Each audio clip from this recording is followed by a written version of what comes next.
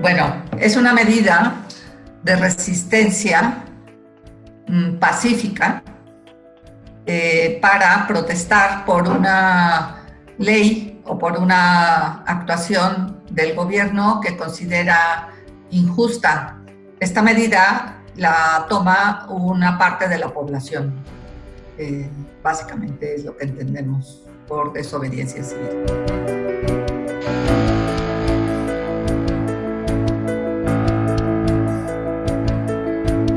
Bueno, el autor que, digamos, la dio a conocer, difundió más, fue un escritor, poeta, filósofo norteamericano de nombre Henry David Thoreau. Básicamente, él publicó un libro que se llama Desobediencia Civil. El término, al parecer, es por tratarse de una medida pacífica, no violenta. Es un poco, la distinción es hacia lo que se conoce como desobediencia militar.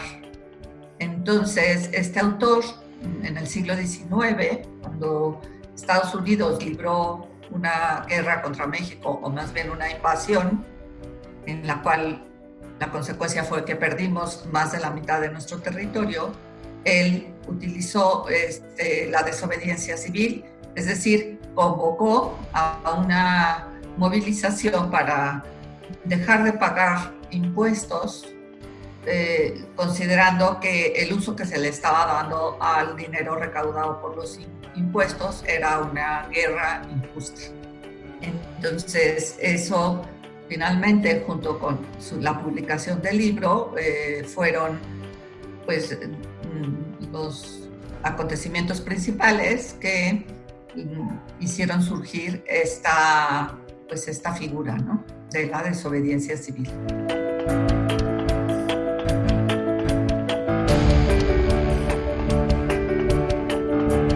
A ver, la desobediencia civil básicamente es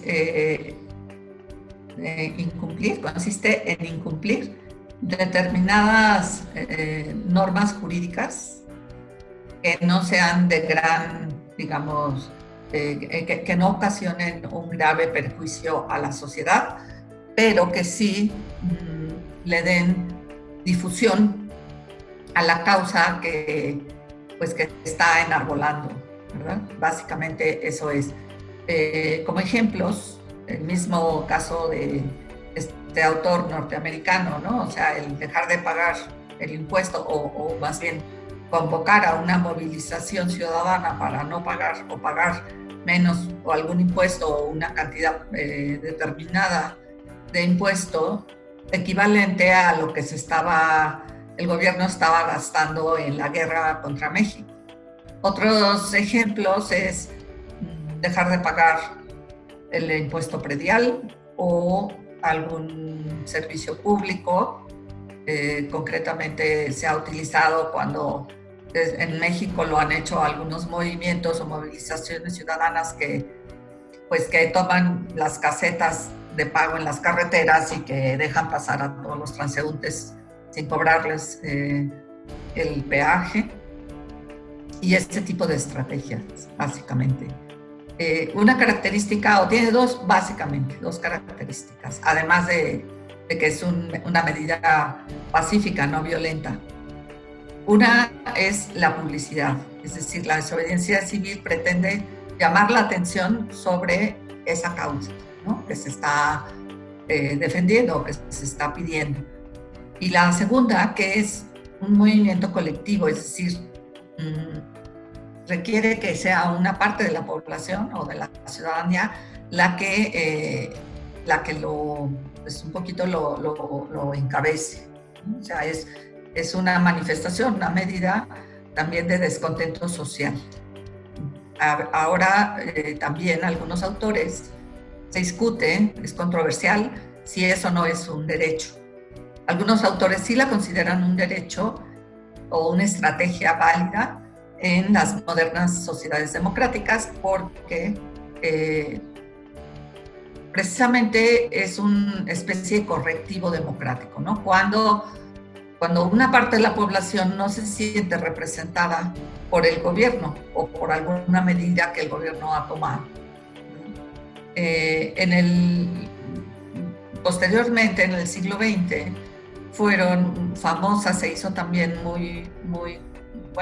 tuvo mucha difusión la desobediencia civil a raíz de los movimientos encabezados en la India por Mahatma Gandhi y que finalmente, que tenía la característica de ser un movimiento pacifista y que acabó pues logrando la independencia de la India, ¿no? La independencia respecto de Inglaterra. Y también posteriormente en Estados Unidos algunas estrategias de desobediencia civil fueron utilizadas por el movimiento por los derechos civiles de los negros, de las personas de color, ¿no? Y concretamente, pues, encabezadas por el líder, en este caso perdió la vida, Martin Luther King, y que también propuso la utilización de estas estrategias para lograr lo que finalmente se logró, que fue el reconocimiento de los derechos civiles de las personas de color. Básicamente son estas dos características, la publicidad y que son movimientos colectivos, además de ser pacíficos.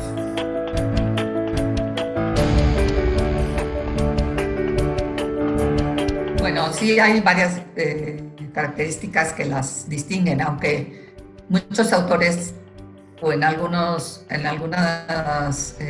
países suelen confundirse. Pero básicamente la desobediencia civil, decíamos que sus características principales es que es un movimiento público, la publicidad, y que es un movimiento colectivo. En cambio, la objeción de conciencia, si bien también es una medida pacífica, ¿verdad? No es, digamos, la desobediencia, la objeción de conciencia no pretende la derogación de una norma ni un cambio, ¿verdad? Concreto por parte del gobierno, no es una medida para lograr un fin, sino que el objetor de conciencia pide que en su caso se le exima del cumplimiento de una determinada disposición normativa o mandato de autoridad que contraviene sus convicciones morales o religiosas.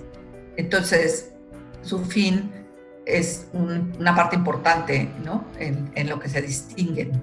La finalidad de la desobediencia civil es lograr un cambio político, social.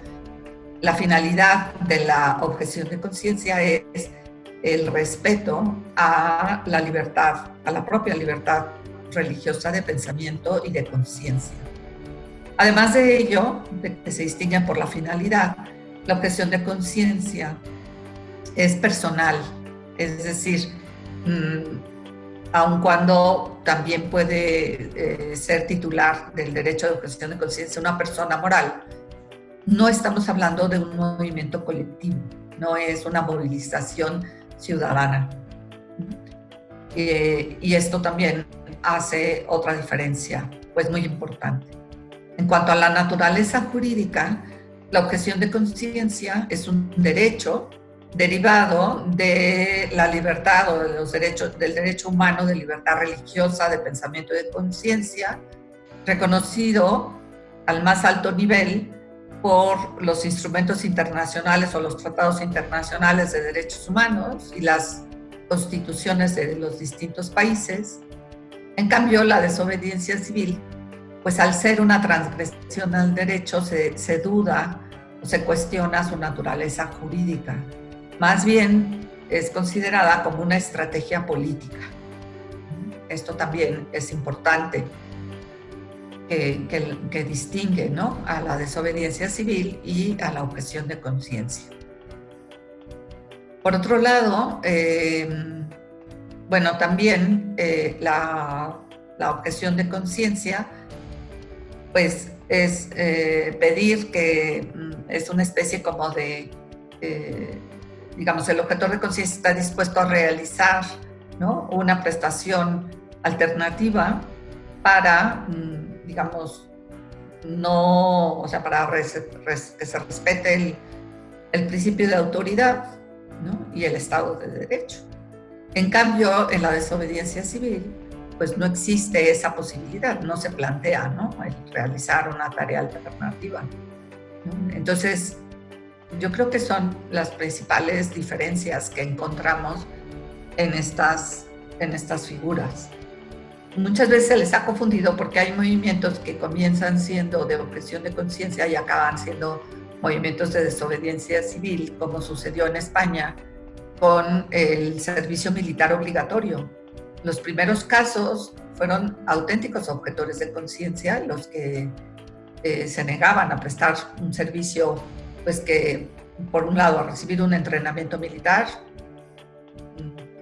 gravoso, ¿verdad?, que les exigía la dedicación de tiempo completo por un año, y por otro lado, también esa obligación les, digamos, iba en contra de su creencia religiosa. La mayoría de los objetores de conciencia en España al servicio militar, de los primeros, eran miembros de la Congregación de los Testigos de Jehová, que se rehúsan pues, a participar en movimientos bélicos, ¿verdad?, al uso de las armas. Y esos primeros objetores de conciencia pues sufrieron las penas, las consecuencias por negarse a prestar ese servicio militar. Estuvieron varios años en la cárcel. Posteriormente, derivado de esos casos y por la inconformidad que había entre los jóvenes alrededor de los años 70, pues sí empieza a haber un movimiento más que de objeción de conciencia, aunque así se le llamaba, eran verdaderos movimientos de desobediencia civil. ¿Por qué? Porque eran colectivos y porque tenían mucha difusión, ¿no? O sea, es decir, eran públicos. Y que se logró, que se pedía pues la derogación de la ley del servicio militar, y que se logró alrededor del año 2000. Ya se dejó de regular la obligación del servicio militar como estaba antes, se volvió un servicio voluntario. Eso es básicamente.